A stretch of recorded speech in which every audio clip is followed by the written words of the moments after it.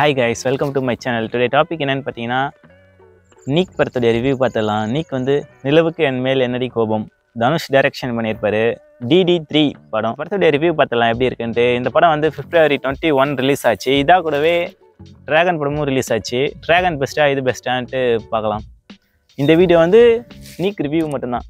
Next video வந்து ரெண்டுத்தையும் comparison பண்ணி எது பெஸ்ட்டுன்னு சொல்லலாம். இது வந்து தனுஷ்க்கு ஒரு பெரிய தில் இருக்குதுன்னு நினைக்கிறேன். ஏன்னா எல்லாமே புது ஆர்டிஸ்ட்டாக வச்சுக்கின்னு முதல்லையே பாட்டு வைக்கிறாரு. எவ்வளோ தில்லு பார்த்தீங்களா? படம் ஸ்டார்டிங்லேயே பவிஷ் வந்து லவ் ஃபெயிலியர் சாங் பாடுற மாதிரி ஒரு இன்ட்ரோ வரும். இதுக்கு வந்து டான்ஸுமே கொடுத்துருப்பாங்க. முதல் படம் ஃபஸ்ட்டு இன்ட்ரொடக்ஷன்லேயே ஒரு டான்ஸோட நல்லா இருந்துச்சு பார்க்க. இதில் ஹீரோவாக பவிஷ் பண்ணியிருப்பார். இவர் வந்து தனுஷுடைய அக்கா பையன் சொல்கிறாங்க. இவருமே பார்க்க கொஞ்சம் தனுஷ் மாதிரியே தான் இருக்கார். இவர் பண்ணுற மேனரிசம் எல்லாமே தனுஷ் பண்ணுற மாதிரி தான் இருக்குது. இது லைக் தனுஷுடைய ஜெராக்ஸ் மாதிரி தான் இருக்குது பார்க்குறதுக்கு. இதில் வந்து பவிஷும் மேத்யூடைய காமெடி வந்து வேறு லெவலில் இருக்குங்க. இவங்களுடைய காம்போ பயங்கரமாக இருக்கும் போல். படம் இவங்க ரெண்டு பேரும் கண்டினியூ பண்ணால் நல்லாயிருக்கும். வெங்கடேஷும் சும்மா சொல்ல வேணாம், அவரும் அந்த ராபியாவும் பண்ணுற இதுவும் இருக்கே அட்ராசிட்டி, அப்பா பயங்கர காமெடியாக பண்ணியிருப்பாங்க. பவிஷ்க்கும் ஆள் இருக்கும், வெங்கடேஷ்க்கு நிறைய ஆளுங்க இருக்கும், சொல்லவே தேவையில்லை. மேத்யூ தான் பாவம், எந்த பொண்ணும் இல்லாமல் ரொம்ப ஏங்கிக்கின்னு கஷ்டப்பட்டுன்னு இருப்பான். ஆனால் காமெடியில் வந்து மேத்யூ தான் ஸ்கோர் பண்ணியிருப்பான் பயங்கரமாக. வெங்கடேஷ், மேத்யூ, இவன் பவிஷ், இவங்க 3 பேருமே நல்லா ஸ்கோர் பண்ணியிருக்காங்க. பொண்ணுங்களில் பார்த்தீங்கன்னாக்கா அனிகா அந்த அளவுக்கு ஸ்கோர் பண்ணல. அதனுடைய ஆக்டிங் எல்லாமே கொஞ்சம் டல்லாக தான் இருந்தது. அது ஏன்னு தெரியல. கூட ராபியா பண்ணியிருந்தாங்கல்ல, அது கொஞ்சம் நல்லா இருந்துச்சு. ராபியா கேரக்டரு, ரம்யா கேரக்டருமே நல்லா தான் இருந்துச்சு. அவங்க செகண்ட் ஹாஃபில் தான் வருவாங்க, இருந்தாலுமே அவங்க கேரக்டர் கொஞ்சம் நல்லா இருந்துச்சு. பிரியா வாரியர் வந்து அந்த அளவுக்கு பெருசாக யூஸ் பண்ணல. கோல்டன் ஸ்பேரோ சாங் வந்து வேறு லெவல் ஹிட் ஆச்சு, உங்களுக்கே தெரியும். அது நல்லா இருந்துச்சு படத்துலையும் பார்க்குறதுக்கு. அதில் அந்த ரம்யா பண்ண டான்ஸு சும்மா கொஞ்சம் சீன் வந்து ஒரு டான்ஸ் ஸ்டெப் போட்டு போவாங்க, பயங்கரமாக இருக்கும் அது. இன்னொரு சாங் வந்து ஏதேதோன்னு வரும், வேறு லெவல் சாங் அது. எப்போ அதில் செட்டுலாம் ட்ரெயின் போகிற மாதிரி, அதெல்லாம் விஷுவல் பயங்கரமாக இருந்துச்சு. இப்போலாம் அந்த மாதிரி ஒரு ஃபீல் குட்டான ஒரு லவ் சாங்லாம் பார்க்க முடியலங்க. செம்ம வைப்பாக இருந்துச்சு. ஜிவி வந்து ஒரு கேமியோ பண்ணியிருப்பாரு, ஒரு சாங்க்கு மட்டும் வருவார். அது நல்லா தான் இருந்துச்சு அந்த பாட்டுமே. பாட்டு எல்லாமே ஓகே தான். மியூசிக் பேக்ரவுண்ட் ஸ்கோர் பயங்கரமாக போட்டுருக்காரு ஜிவி பிரகாஷ். பிரியங்கா மோகன் வந்து ஒரு சாங்க்கு டான்ஸ் ஆடுவாங்கல்ல, அதுவுமே கொஞ்சம் நல்லா மாமி மாதிரி வந்து டான்ஸ் ஆடிட்டு போனாங்க. அதுவும் நல்லா இருந்துச்சு பார்க்குறதுக்கு. படம் வந்து ஓவராலாக சொல்லணும்னா ஒரு பக்கா கமர்ஷியல் என்டர்டைன் மூவி. 18+ இது அதுன்ட்டு எதுவுமே கிடையாது. செகண்ட் ஹாஃப்க்கு லீடு கொடுத்துருக்காங்க. அதுவும் செகண்ட் ஹாஃப் லீடு காமெடி எல்லாம் இப்போ சொல்லவே வேணாம். என்ன காமெடி படம், ஸ்டார்டிங்லேருந்து எண்டிங் வரைக்கும் காமெடி தாங்க படம். எதனா ஒரு 4-5 காமெடிக்காச்சு நீங்கள் சிரிச்சிடுவீங்க, அந்த அளவுக்கு காமெடிஸ் இருக்குது. படம் ஸ்டார்டிங்லேருந்து எண்டிங் வரையும் காமெடி தான். படத்தில் ஃப்ளைட்லாம் இல்லை, புது ஹீரோ, சின்ன சின்ன பசங்க தானே, 2K கிட்ஸ் லவ் மாதிரி. அதனால தான் சொல்லியிருப்பாங்க எல்லாமே சின்ன பசங்க தானே அப்படின்ட்டு. 2K love, gen G love அந்த மாதிரி சொல்லியிருப்பாங்க. பார்க்கவும் அந்த மாதிரி தான் இருக்கும், லைட்டாக கொஞ்சம் லவ்வில் சேஞ்ச் பண்ண மாதிரி. நம்ம 90ஸ்க்குமே பிடிச்ச மாதிரி தான் இருக்குது.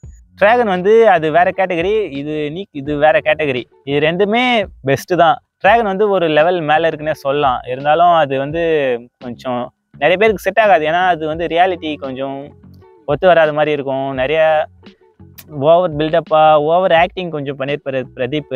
இதில் வந்து அப்படிலாம் எதுவும் கிடையாது. இதில் ஓவர் ஆக்டிங்லாம் எதுவுமே இருக்காது. இது நார்மலாக கொஞ்சம் ரியாலிட்டியாக இருக்கும். ஒரு சில சீன் மட்டும் கொஞ்சம் லாஜிக் இல்லாமல் இருக்கிற மாதிரி இருக்கும். பெருசாலாம் எதுவும் இல்லை. நீக்கு வந்து பக்கா கமர்ஷியல் என்டர்டைன் மூவி. ட்ராகன் வந்து கொஞ்சம் நிறையா கருத்து ஊசிலாம் போடுவாங்க, கருத்துலாம் சொல்லுவாங்க. அது ரியாலிட்டிக்கு ஒத்து வராமல் இருக்கும் ஒரு சில சீனு. இருந்தாலும் அதில் ஒரு படிப்பை வந்து கையில் எடுத்துட்டாங்கல்ல, அதனால படம் பயங்கரமாக தான் இருக்குது. அவ்வளோதான் கைஸ். நீங்கள் இது 2 படத்தில் எது உங்களுக்கு பிடிச்ச படம்ட்டு கீழே கமெண்ட்டில் சொல்லுங்கள். என்னை பொறுத்த வரைக்கும் நான் ரெண்டுமே சொல்லுவேன். நான் வந்து ஆஸ் ஏ தனுஷ் ஃபேனா எனக்கு நீக்கு தான் பிடிச்சிருக்குன்னு சொல்லுவேன். ஏன்னா ட்ராகன் வந்து ஒரு நல்ல ஒரு அறிவுறுத்துகிற படம். படிப்பு தான் முக்கியம், படிக்காமல் ஃபோர்ஜரி பண்ணிலாம் ஏமாற்றக்கூடாது, பொய் சொல்லக்கூடாது, அந்த மாதிரி ஒரு நல்ல எண்ணங்களை வந்து கொண்டு சேர்க்குற படம். ஆனால் அது வந்து நம்ம பசங்க நிறைய பேருக்கு பிடிக்காமல் போகலாம். ஏன்னா இப்போ எல்லாமே அப்படி தானே, எல்லா படத்துலையும் எதெல்லாம் பண்ணக்கூடாது எல்லாத்தையும் அவங்க பண்ணிவிடுவாங்க. கடைசியாக இதெல்லாம் பண்ணக்கூடாதுன்னு சொல்லிட்டு அறிவுரை சொல்லி அனுப்புவாங்க. அந்த மாதிரி படம் தான் ட்ராகன். இது வந்து ஃபுல் கமர்ஷியல் என்டர்டைன். இவங்களே சொல்லிவிடுவாங்க, ஜாலியாக வாங்க, ஜாலியாக போங்க, நார்மலான ஒரு யூஷுவல் லவ் ஸ்டோரி அப்படின்ட்டு. அதே தான் இது படமும், அதே தான். அதனால் எனக்கு பிடிச்சது வந்து நிலவுக்கு என் மேல் என்னடி கோபம். இதுதான் எனக்கு பிடிச்ச படம். உங்களுக்கு பிடிச்சத கீழே மறக்காமல் கமெண்ட்டில் சொல்லுங்கள்.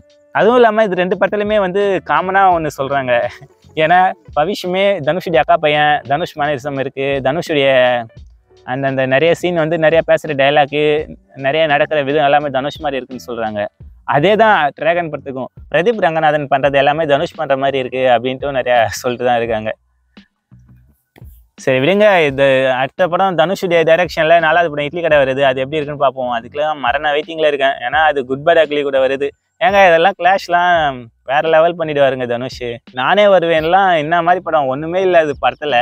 சும்மா ஒரு சின்ன கதை, ஒரு சின்ன மூவி, அது பெரிய ஹிட் ஆகும் அப்படின்னு கூட நினச்சிருக்க மாட்டாங்க. ஆனால் எடுத்தாங்க அந்த படத்தை. பொன்னியின் செல்வன் கூட விட்டாங்க, 500 கோடி பட்ஜெட் படத்தை கூட. இதெல்லாம் எவ்வளோ தரும். கண்டிப்பாக குட் பேட் அக்லியும் தனுஷுடைய இட்லி கடையும் கிளாஷ் ஆகும். அதெல்லாம் மாற்றம் வராது. தனுஷ் படத்துக்கெல்லாம் யார் கூட வேணால் கிளாஷ் சொல்லலாம், அதெல்லாம் பிரச்சனையே இல்லை. இவர் வந்து இன்டர்நேஷ்னல் ஆக்டர் மாதிரி மாறிட்டார், இப்போது குளோபல் ஸ்டார். மேத்யூவை நினச்சாதாங்க எனக்கு கொஞ்சம் பாவமாக இருக்குது. பாவம் பையன்.